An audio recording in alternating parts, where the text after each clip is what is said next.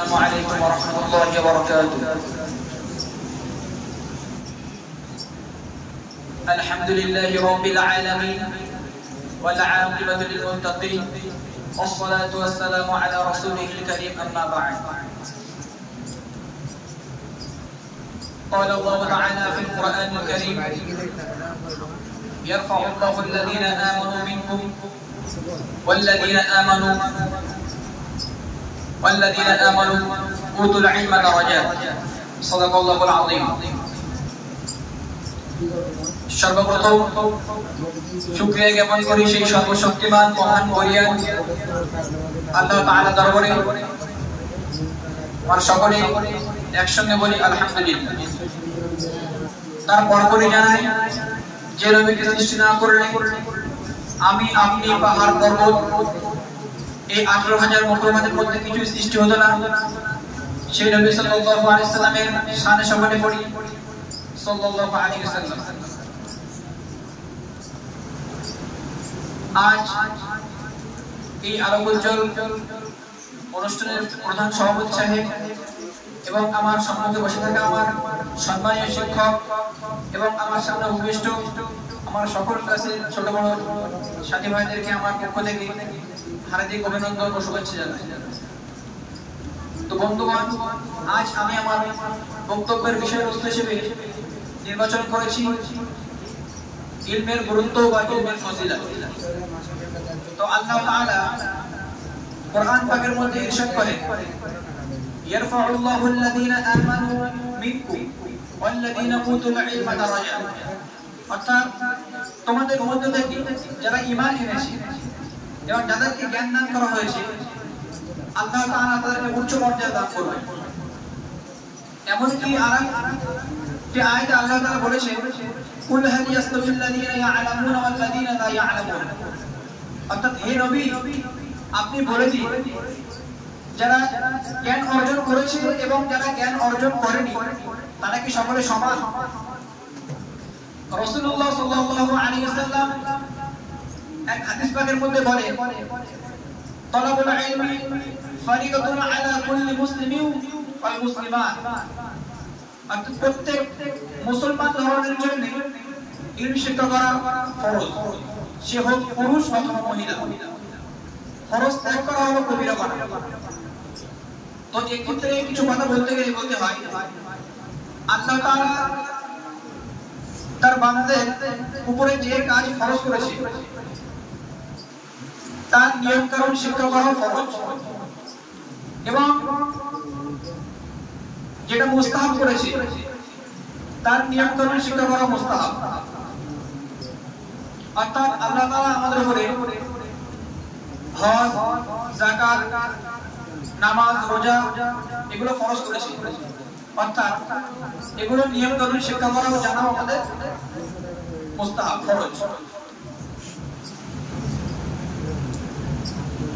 রাসূলুল্লাহ সাল্লাল্লাহু আলাইহি ওয়াসাল্লাম একটি হাদিস পাকের মধ্যে বলে, যখন কোনো ব্যক্তি ইন্তেকাল করে তখন তার পৃথিবীতে সমস্ত আমলের দরজা বন্ধ হয়ে যায়।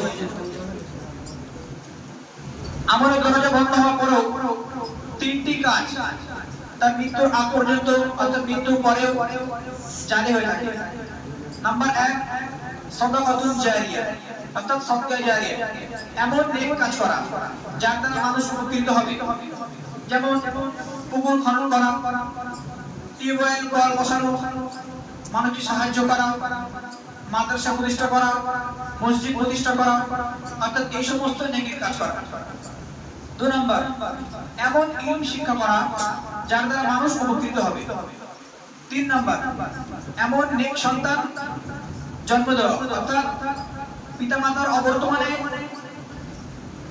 যেন সেই ছেলে তাদের জন্য দোয়া করে, এরকম নেক সন্তান তৈরি করা।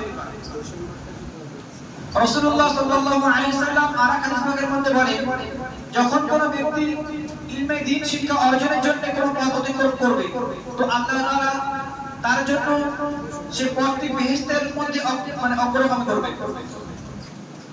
অর্থাৎ ইলমে দ্বীন অর্জন করার জন্য আমরা যারা মসজিদ, মাদ্রাসা, খানকা, আরো বিভিন্ন জায়গায় শিক্ষা প্রতিষ্ঠান আছে যেখানে আমরা গমন করি, অর্থাৎ আমরা যদি এগিয়ে যাই যে আমরা শিক্ষা অর্জন করবো, সেখান থেকে ভালো কিছু পাবো, তাহলে ইনশাআল্লাহ আজিজ আল্লাহ তাআলা আমাদেরকে সে বেহেশতে প্রবেশ করার মতন সওয়াব দান করবেন।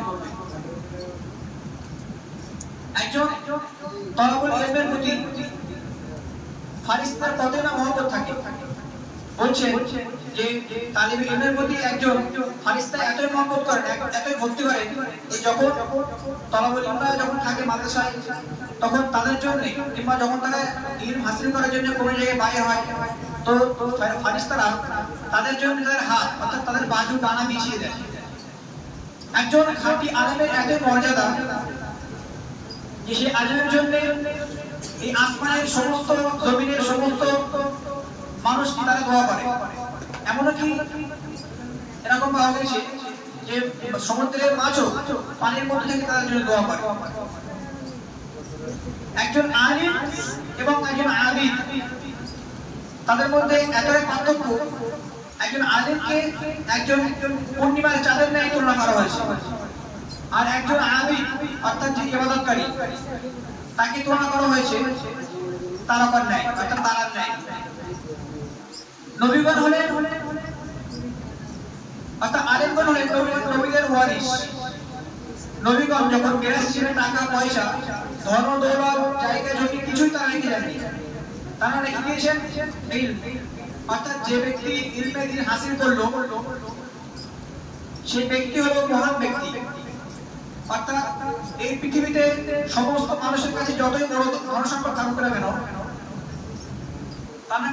তার কাছে ইলম আছে, সেই ইলমের কারণে সে একজন মহান ব্যক্তি। এক হাদিসে পাওয়া যায়